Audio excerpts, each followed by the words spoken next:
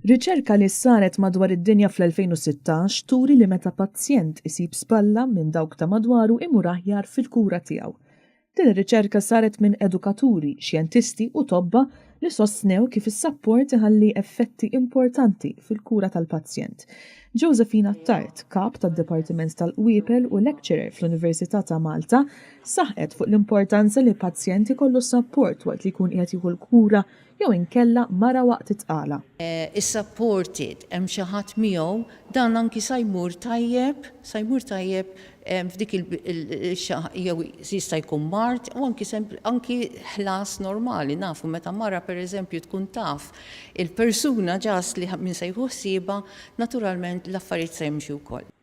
Għaldaqstant l-Università ta' Malta qed tipparteċipa ma' 6 universitajiet minn madwar l-Ewropa fosthom l-Olanda, ir-Renju Unit u Wales sabiex jitfasslu linji gwida sabiex dawk li jidħlu jistudjaw il-mediċina jew biex isiru infermiera jingħataw taħriġ kif joffru sapport lil pazjent mhux biss mill-aspett mediku.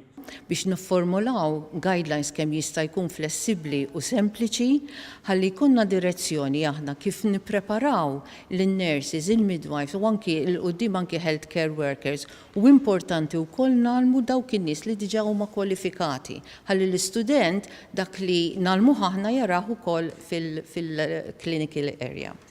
Bħala parti minn dan il-proġett finanzjat minn fondi Ewropej inġibu Malta 14 il-parteċipant minn madwar l-Ewropa sabiex jiddiskutu l-importanza tas-sapport fil-kura tal-pazjenti.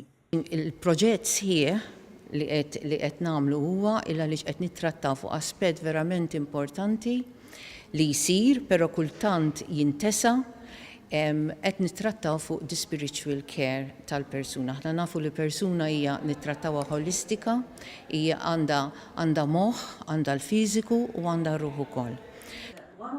Is-Segretarju Parlamentari għall Protezzjoni tal-Konsumatur Deo De Battista tkellem dwar l-esperjenza tiegħu meta kien tabib fejn saħaq li huwa importanti li professjonist mediku mhux biss joffri l-għajnuna medika iżda jgħin lill-pazjent b'mod holistiku.